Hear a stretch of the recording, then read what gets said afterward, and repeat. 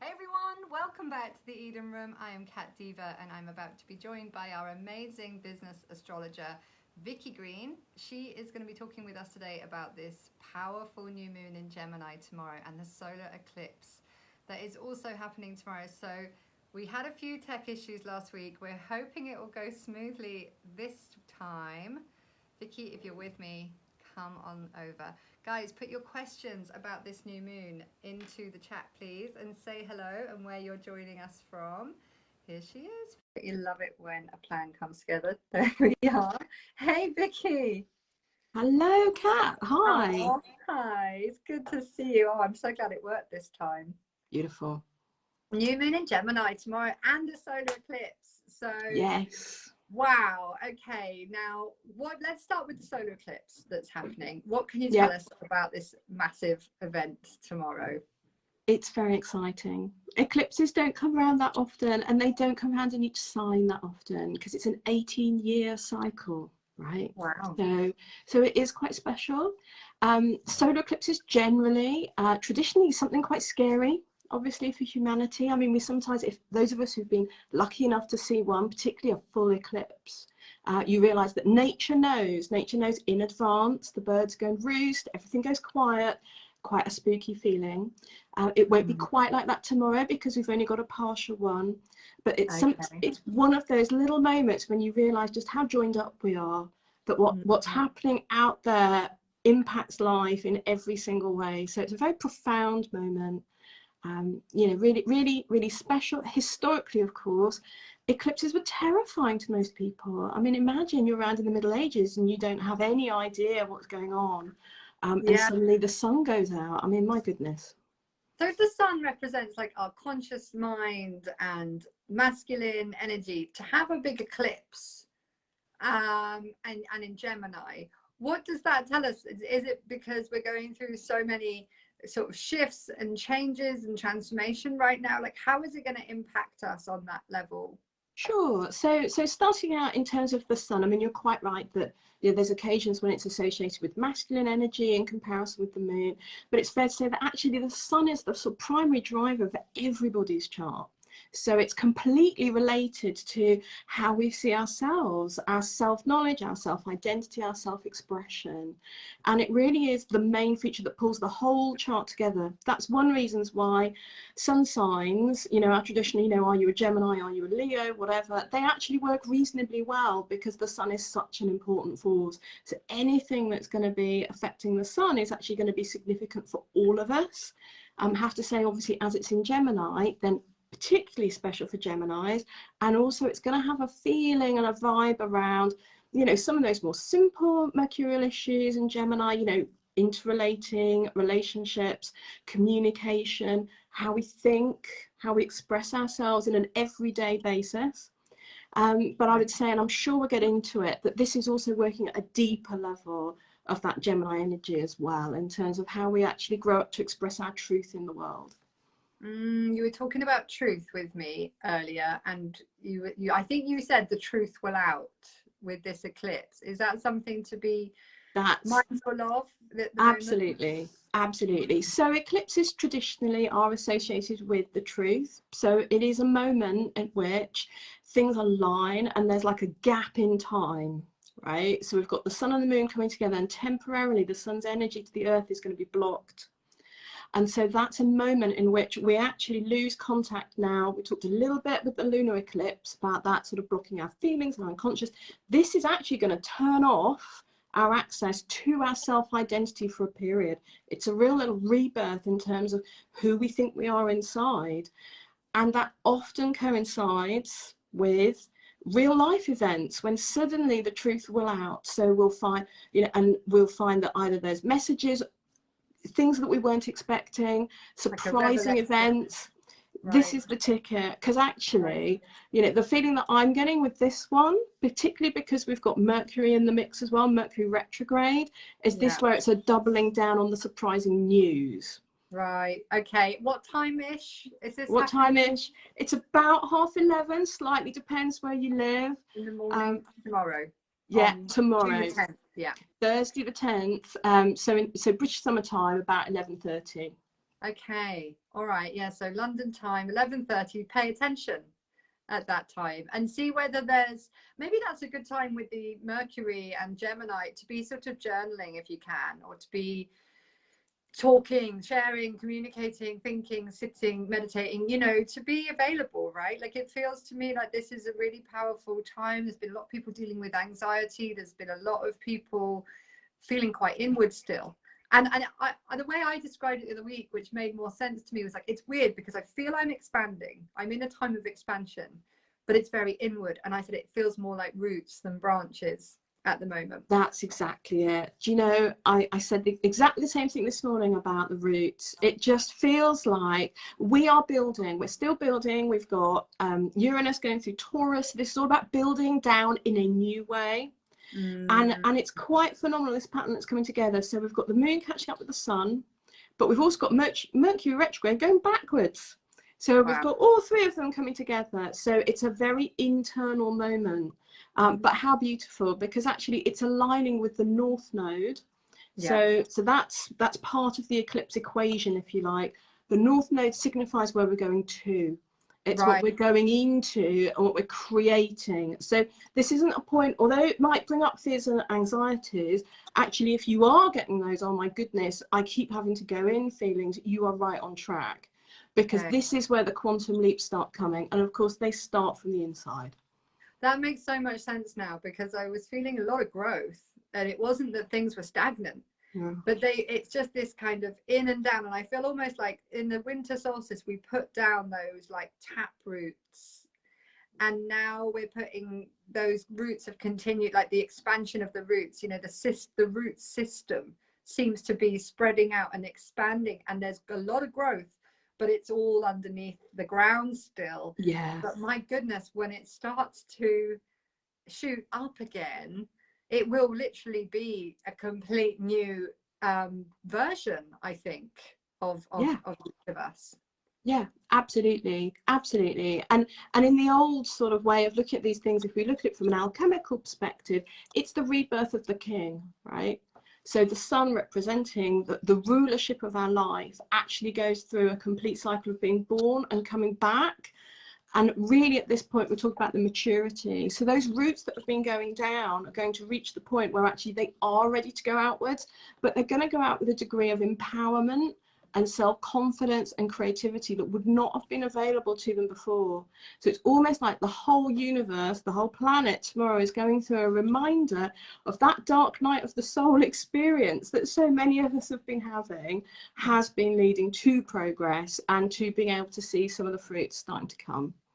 Oh, wow, Vicky, that's amazing, isn't it? And I know we're going to have a chat before the solstice, so we'll let people know when we're having that conversation, because in the Celtic mythology and Wheel of the Year, it was very much about the two kings of the year, wasn't it? The Oak King and was it the Holly King, and they swap on the summer solstice.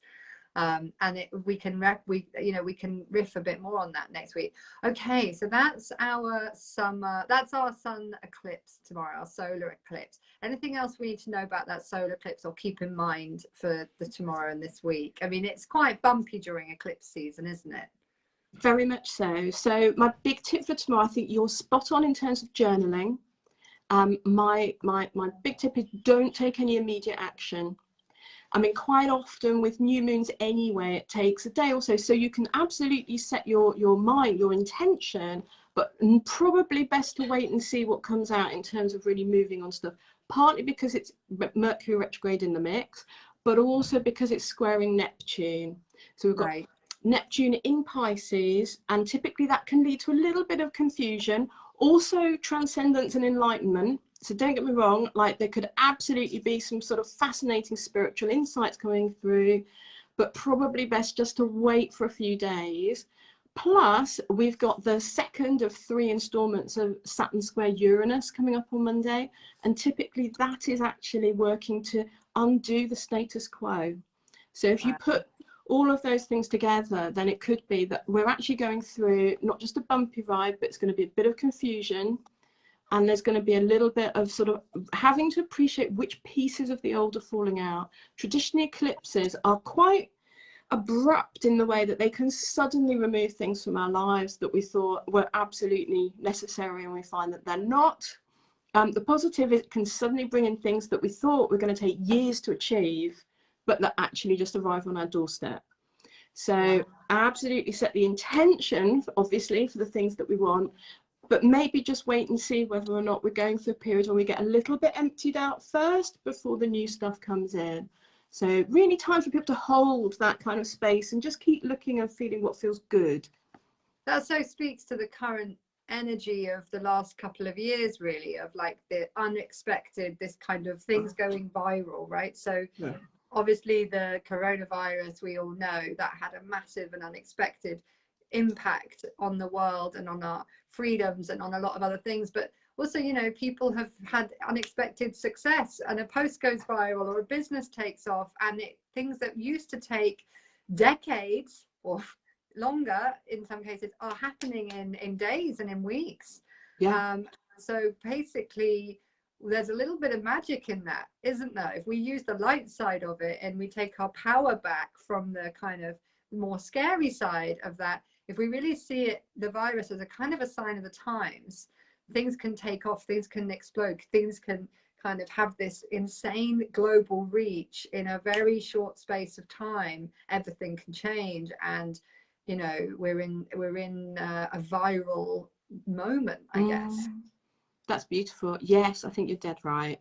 I mean, I tend to think of this as being a quantum leap period. It's the stuff that just appears out of nowhere, and suddenly it's there, and it's almost like, how did that happen?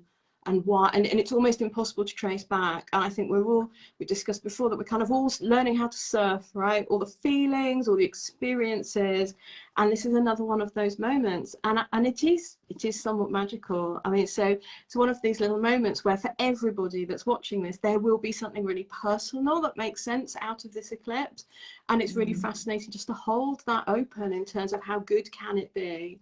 So acknowledging that it might feel a bit odd, a bit unsettling, but absolutely that positive, really positive. And in terms of the growth, I mean, if we're looking at sort of Gemini Sagittarius, which is that polarity, the ruler of Sagittarius, Jupiter, still going great guns, still in Pisces, its co-rulership, really bringing growth and expansion and grace. I mean, I think this is really where it's so at home. It's so at home there. So it's not, maybe we aren't traveling in the way we hoped we would do, but my goodness, the opportunity for spiritual growth and development has never been bigger, and through connection, you know. Wow, that bodes well for the upcoming retreat, doesn't it?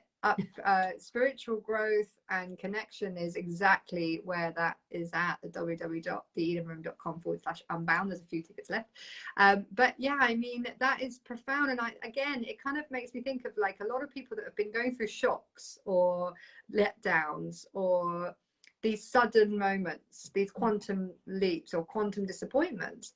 But then within a few days, I feel like that benevolent influence kicks in, and they start to see how actually this is cool. Actually, this is a new opportunity. Actually, I can find my way with this, even though it's intense. Isn't that interesting? So we haven't really talked about the moon.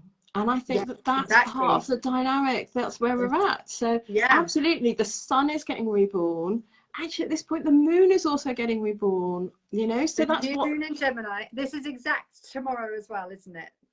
It's the same thing. The sun and the moon line up, and we get that rebirth moment for both of them. So new moon in Gemini is all about that sort of really pressing reset, refresh. And isn't it interesting? Because it's easy when we get in our mind that the confusion can reign so badly, and we don't even notice. And there can be an attachment to it. I know we often think about sort of Gemini and Mercury as literally mercurial and sort of flitting about and likes a bit of everything. But actually, there is also, we get in routines, habits, patterns. You know, we keep running the same paths without realizing it. There's an automatic pilot to some of that if we're not careful. So that new moon gives us the chance to actually think to ourselves, how do I think? Not just what am I thinking, but how do I think? How do I actually sit with myself and have a better idea about what would be actually nurturing for me, where my values and priorities are, you know, what brings me comfort, who are my tribe, who's my chosen family, Like all these sort of lunar things where we actually want to feel that we're the most ourselves, we're the most at home. And if we're feeling up to it, it's a moment of coming home to ourselves, you know, of realizing that we do have what we need inside us. And it isn't a case always of running around trying to find it. It's a whole new way of thinking about being present, if we can actually sort of open up a little bit and allow that just to settle in a bit. Wow, yeah, and I feel there's something in there about like really voicing it to those people, actually, you know, identifying those people in your soul family, and then with that Mercurial Gemini expression energy, really use your words and communicate just what that person means to you, and let them experience that, you know, the divine like flow of love in the world. We talked about this being the summer of love, and then, you know, we've just seen so many people going through like kind of the waves and the tides, and then you realize, well, love in the spiritual sense, right, like this kind of divine love. Yes, there's a lot of relationships that have been unraveling or are unraveling right now and imploding in some cases, you know, a lot of movement in terms of partnership, right? Because, you know, that's that generation's got Pluto in Libra as well, right? So we're having all the lessons around partnership, but actually the love that's available in the age of Aquarius type of community and connections and soul tribe and the soul pods and the family and the soul contracts, that seems to be coming online in this whole new, really empowering and potent way for people, where it's feeling so tangible and like the new currency, actually. Yeah, that's so beautiful. And actually talking about the moon, we have both Venus and Mars in Cancer. So actually when we're feeling that coming together of the sun and the moon in that archetype, it's also referencing the Mars Venus in that archetype as well. And Venus is rushing towards Mars, and they're going to come together in Leo later in July. So, you know, absolutely, it's still the summer of love. In fact, there's going to be there's going to be 2 more Mars-Venus conjunctions going through into next year, which is quite exciting. And also, you know, it is that sense of well-being, and loving ourselves. I mean, I think this is, so we are very conscious, as you're quite right, particularly the Pluto and Libra generation, in terms of the other. And so much of what we want to achieve includes other people, particularly significant people. But there is also a moment, and again, this is the sun moon piece as well, that it's getting our own confidence with ourselves and learning to love ourselves for who we are. I mean, I think that the theme of this year has been stripping away. You know, we've still got Pluto in Capricorn. It is really uncomfortable. Plus, with this sort of Saturn-Uranus square stripping away status quos, we probably are all getting to the point we feel a bit naked, actually, in terms of like, goodness, like not only have my masks gone, my defenses are cracking, but also I'm not even sure whether or not I'm the me I thought I was. And so just allowing it to flow, and trusting that we're going to get to the point where actually it all makes sense in the end, and that we are the person that we hoped that we are, I think is really important. And the more we do that, the more likely we are, right, to just get on the same vibration as somebody else who is learning who they are to be with. Yeah. Wow, Vicky. So that's going to happen at late July. That might be a one to watch when we get round to the coming full moon and new moon in July. So right now for the rest of June, so we've got this new moon. The advice is not to take any sort of sudden action with this solar eclipse, and as we're always saying, to be taking that kind of guided action, to sit with the intentions and then align with the how. You know, you are the how, and everyone has to kind of, right now I think it's that kind of 1 potato 2 potato, right? It's like a step at a time, do the next right thing. And tell your story and share your truth and keep expressing yourself, because that's where those crazy moments happen, where it happened for a client of mine this weekend, where he went viral and had over 900,000 views on his Instagram from he just started his online business, so, or his, you know, his own private entrepreneurial venture. So, you know, this is really an powerful time. With this new moon tomorrow, I'm definitely feeling the need to sit and write down manifestations, which I don't always feel every new moon, but this one in particular, I'm getting the nudge to like, okay, get your ducks in a row, Kat. What is it that your intentions are? Is this a particularly powerful time for those kinds of exercises? And is there anything you can share with us before we go that we should be doing on this new moon in Gemini to really maximize it and get the most out of the manifesting potential of it? I think you're spot on, Kat. I think in terms of, so using that Gemini energy, using that Mercury that's in the mix, so absolutely anything like writing, journaling, I think also quite possibly speaking. I mean, for some people who might find it more natural actually to start taking a video, it's going to be a really good moment to make a recording in terms of how you're thinking and feeling. And there's also that channeled element, right? When we actually come in touch with eclipses, we're touching something bigger than ourselves. You know, traditionally, and particularly in the Vedic tradition, these are the links through lifetimes, through families. So it could well be that we surprise ourselves. So things like, you know, just recording how we feel, maybe making music, but also the sort of journaling, the actually opening up and almost allowing sort of automatic writing or something like that to come from the unconscious. Because this really magical piece is about, you know, the solar consciousness gets blotted ever so slightly, you know, with the pattern between the earth and the moon, and that moon, that unconscious, the gifts of the unconscious are trying to make themselves known at this time. So that's the place to go. Absolutely. Wow. And is this also quite a good time to be, if we want to rewire beliefs, if we want to train our brain in new ways and those thought patterns, because obviously our thoughts become our words, which then becomes our behaviors, and then that's what solidifies reality. That's how we manifest, right? Things start as an idea, then they turn into a plan, and then we tend to action the plan and they come about, the design takes shape. So is this actually a good time for us as humanity, but as individuals as well, to rewire some of those thoughts, that mercurial energy? Is it lending itself to, when we set our new moon intentions, should we be setting our new moon beliefs that we want to have about ourselves and about this time on the planet? So I do think that's important, but it strikes me that there's an opportunity with this energy to actually uncover and take out the old beliefs, so that we then putting in the healthy stuff. So my guidance in terms of, so the time between now and the eclipse, so sort of tomorrow morning about 11ish, this is the time to actually sort of reflect on what's been holding us back.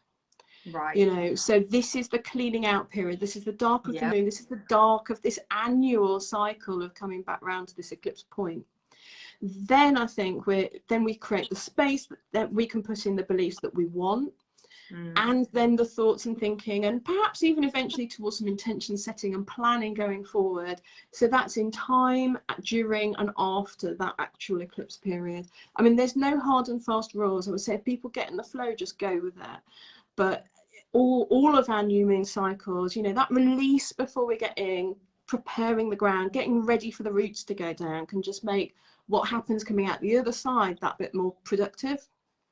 Wow, love that, love it. So anybody who's doing this for the exercise, yes, new moon intentions tomorrow at 11ish, the new moon is exact, and up until that point, let's be uncovering those desires in your heart, those pieces of your destiny, those things that your soul came here to do, the things you dream of when no one's watching.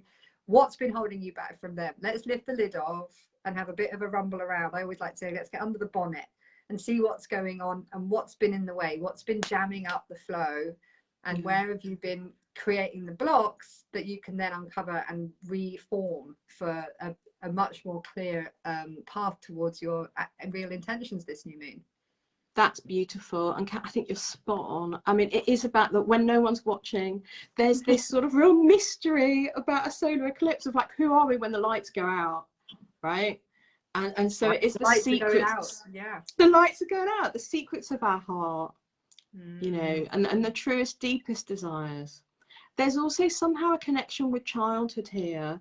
It's not childhood quite in the same sort of like Leo playful way, but Gemini is still like our early play, our early years type vibe of learning and picking up and connecting. So might be food for thought for people journaling. Have some of these negative thoughts and beliefs come in during that early period, sort of 2 to 5 years old, because it's amazing how many of the things that we carry with us actually have got some roots back there. Wow, brilliant advice. Okay, well, we love you guys watching. If you have a question, we've got a couple more minutes. If you want to put it into the chat, we will take your questions quickly before we go. Vicky Green is over at www.vickygreen.com. That's right. And yep, she's available for private readings. Vicky, tell us a little bit more about the business and the personal readings that you can offer to people if they are thinking, do you know what, we're halfway through 2021. This is not the year I imagined. How am I even halfway through this year? Oh God, that's And so perhaps it true. would be good to get a bit of a cosmic perspective. What can the chart, what's the benefits of having a chart read right now with you? Right, so benefits of having a chart read right now is you find out who you are right now. The chart is holographic, so it's always true through time, but who we are actually sort of changes a little bit as we go through our experiences. And so a chart has a really good way when you're feeling muddled in your head, particularly you're thinking, who am I and where am I going?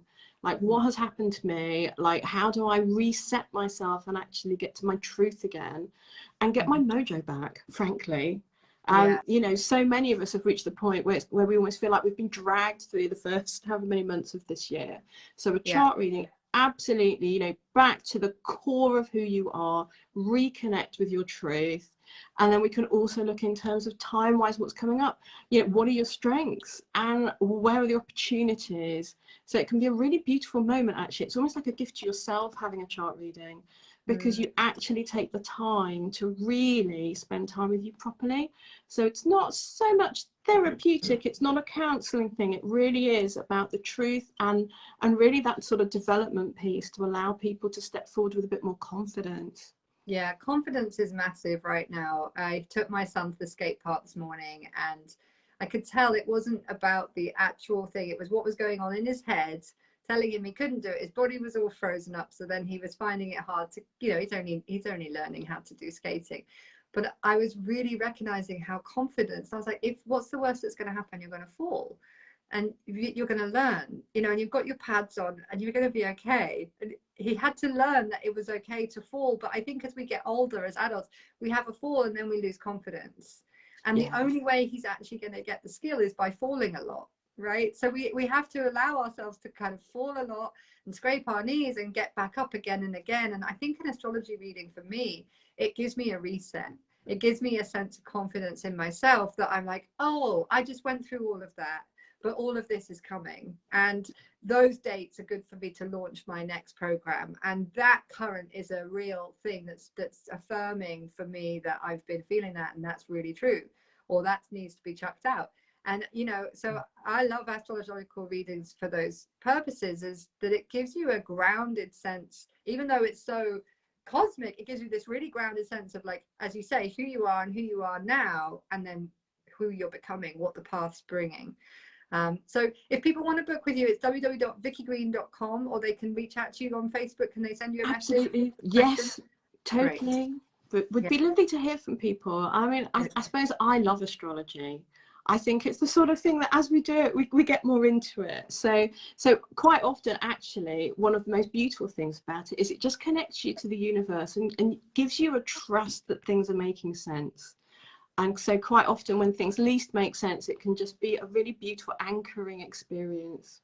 Yeah, which we all need right now. We need to get anchored to the universe and connected again. And so the other thing I wanted to say is that you will be at the Unbound retreat. And would you share a little bit more about what you'll be discussing with us on that solstice day? So this is info website, www.theedenroom.com/unbound. Marston passed in the Times newspaper this weekend, actually, for the top 10 places in the UK to go glamping. Did you know that?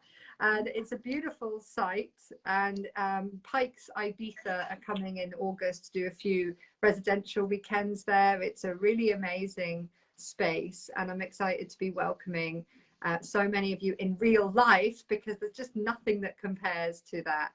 So I really want to invite you. If you've been on the fence, we are at about 75% capacity now, so you do need to come on over and book. If you're thinking about coming, come and reserve your spot. Vicky, will you share more about what you'll be taking us through on day 2 of the retreat? And then I've got some questions for you as well, if it's okay. Yeah, sure. So excited about the retreat, just can't wait. So we're going to be looking at the inner goddess Unbound. So we're going to be really tuning into the divine feminine energies that are available as the sun reaches 0 degrees Cancer. So it's in many ways the most archetypal feminine part of the chart. And so we'll be tuning into the lunar goddesses, we'll be tuning into Venus, we'll also be taking a look through the dark moon Lilith and that empowering journey that so many of us women are going on at the moment. So it's a time to sort of come, and we will feel into, obviously there's going to be this magical midsummer energy going on, but it's also a time, I think, for deep reflection. You know, we're creating a safe space for women to actually bring their souls along and put it all out there. So it will be a deeper dive than we normally would cover here, but hopefully it'll be really enriching for people. I think so, and very balancing. It's on that high point of the year, and we're doing a healing the father wound breathwork session on the Father's Day, on the Sunday, and then on the Monday we're going after lunch with your session, Vicky, to look more deeply at the feminine. But we're also having a breathwork session on the Monday, which will be before your before lunch, and that's also going to be doing a deep dive around transmutation of sexual energy and that feminine creativity, and bringing that into our manifestations and how we can use that. So then to follow on with your session about Lilith and Venus, it's going to be so profound. Plus there's going to be great food. I'll be there doing my intuitive business transformation spot, you know, hot seats, and supporting people through those conversations of really aligning with your intentions, getting the clarity. And we've got Runa doing her amazing sound bowls, we've got yoga, we have got dance and movement, there's a hot tub, a sauna, there's a higher dose sauna mat haven in my yurt where I gave birth. Don't worry, it was a long time ago. It's beautiful creative space, you know, it's this woo space. Every single tent has got its own fire pit, its own easel with paints, a guitar. It's gorgeous. You guys are going to just love this opportunity to really kind of escape into nature and into your soul. We've got some lovely feedback. Diane, hello Diane, lovely to see you here. She says, amazing, thank you. There have been so many powerful astrological events recently, but I agree that this one feels immense. Thanks for sharing. Thanks for so much being with us, Diane. Gail says, should we write our manifestations before tomorrow morning then, or when it's happening? You can write them before. You can write before, during and after. I think it's all tuning into that energy at this point. Great. Yeah, just kind of in the window is what matters. And then Sarah says, that's so interesting. I've had a lot of inner child healing going on lately. Lots of great info. Thank you, ladies. Yeah, inner child has been coming up for a lot of people, right? There's been a huge you know, because was it you that just said this morning, actually, when we do, what did you say to me, when we do the inner child work, that's when we can manifest more easily? What were you saying about that? Exactly. So I completely agree with, I've experienced a lot of inner child work coming up this year, and absolutely. So our manifestations, the blocks, the resistance that gets in the way of our manifestations happening in the form that we want or as quickly, tends to be those beliefs, and a lot of those beliefs go in our early programming. So that is a big ticket piece for us to work with and heal. What I would also say is actually quite often the very early wounding, inner child wounding, coincides with then how we picture the universe working. So if we're having a bad experience when we're very little, that's where we really feel that separation from God and the universe as well. So then we both have blocks around whether or not it's possible, and also whether or not the universe supports us in manifesting. So all of that going back not just heals the relationship with the parents for the inner child, but also heals the relationship with God or the divine as we perceive it. And so all of that it's a really rich source of healing and transformation that can actually then really speed up manifestations once it's worked through, right? I love this because it so ties into this healing the father wound and healing the mother wound, because it's like, if we maybe had a father that, you know, if you asked for something, it was like, you know, who do you think you are asking for that or something? So you stopped asking, and now you're not in a place where you are really asking and receiving from the universe on a, you know, on a consistent and regular, natural, organic basis, you know. And I think it's what blocks so many people. So it ties back into this idea that we're uncovering where the blockages are, what the blocks are at the moment, and then we're rewiring it for the rest of this month. So yeah, I am so excited about this upcoming retreat, Vicky. I am excited about tomorrow's new moon. I'm definitely going to be heeding all your wise words. Thank you so much for your amazing counsel on all these new moons. What can we look forward to on the next full moon for those who are joining us on the virtual events? And thanks for being here. And please, if you're on the replay, drop us a line, let us know your feedback, because that's how we know what you like. That's how we know what to keep bringing forwards. Gail says she's so excited and it's going to be lovely to meet you, Vicky. And hi, Diane. Yeah, so guys, if you do want to come to the Unbound retreat, we still have some tickets available, but we also do these events every new moon and every full moon in the Eden Room with Vicky. So Vicky, we've got the coming full moon, and people can keep that in mind as they journey through. What is it that we are kind of ramping up into now? So it's very interesting. It's the other side of midsummer, and we're going to have a full moon in Capricorn, and it's going to be very interesting to see how that plays out, given that we still have Pluto in Capricorn as well. So this could be a real powerful one for the mid-year. I'm quite excited actually also to see, I think that that energy of the Venus-Mars, which are coming together on the 13th of July, will be making itself known. And we'll also be getting ready. Obviously, the sun is heading towards Leo as well in its rulership. So I think this is going to be quite a nice high summer point. I think there might be a little bit more breathing out, because I don't know about you, but I feel like I've not stopped this year. So there is a sense of that sort of that fullness of the year, as well as the full moon, all in that same week. And I think very for exciting. A lot of people with kids in school, it's like they want to reach their business goals this month. You know, they want to fill their buckets so that they can switch off, as you say, and sit in the garden with a book and let the summer happen and not be in the hamster wheel all through the summer. Yeah, gotta be. But exciting times. And I think the other thing really just to tune into is that this Saturn-Uranus square that's coming up next week, that will clear out. The next one isn't until December. So I like to think that actually that the big changes and shifts that we've needed to make will actually be toning down a little bit. And so we'll get that bit of perspective with a full moon in Capricorn. It's going to feel a little bit more solid. It's going to feel like the things that we're building are actually starting to stick, because we're building things with a much better conscious awareness than perhaps we were even 2-3 months ago. So I would also say not only that we'd like to get it sorted for summer, but I think there's really good signs that we will. I just want to say something before we go on that note. So I would recommend for people, when they're making their new moon resolutions tomorrow and intentions, to really set some sort of energetic thresholds, like premises. So we have these stories that say things like, the harder you work, the more money you make. And we all accept that as like a truth, but it's not actually necessarily true. So you can have these new sort of energetic standards or thresholds that you actually begin to speak about as your new beliefs. So like, the more that I sit in my garden, the more money that I make. The more rest that I get, the more money that I make.